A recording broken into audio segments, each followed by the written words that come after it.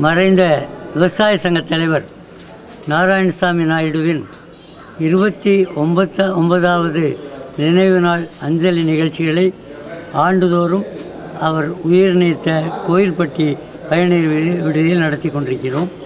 இந்த ஆண்டும் நடைபெறுகிறது. இந்த ஆராதனைக்கு பின்பு நடந்த அஞ்சலி கூட்டத்தில் முக்கியமான தீர்மானங்களை போட்டிருக்கோம்.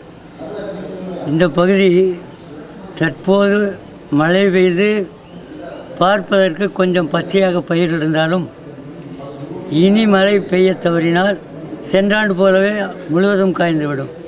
அத்தகைய நிலை வந்தால் தமிழக அரசு சென்றாண்டை போலவே வறட்சி நிவாரணம் அறிவித்து எல்லா விவசாயிகளுக்கும் இந்த 3 மாவட்டங்களில் ஏக்கருக்கு 3000 ரூபாய் வறட்சி நிவாரணம் வழங்க வேண்டும் என்று கேட்டுக்கொள்கிறேன்.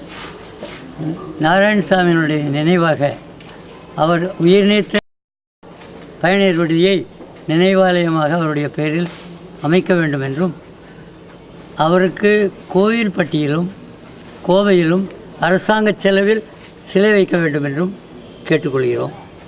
இதை தவிர இந்த பகுதியிலே இந்த வறட்சி நீடிப்பதால் கடன்கள் மற்ற எல்லாமே தள்ளுபடி செய்யணும்.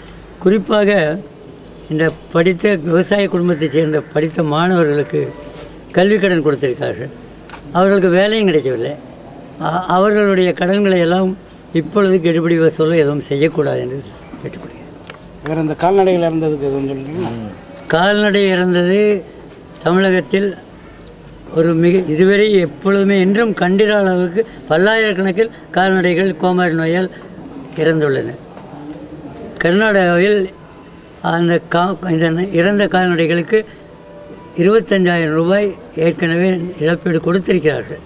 ஆனால் தமிழகத்தில் இவ்வளவு ஒரு பெரிய நஷ்டம் ஏற்பட்டும் கூட இதுவரை இழப்பீடு கொடுக்கவில்லை.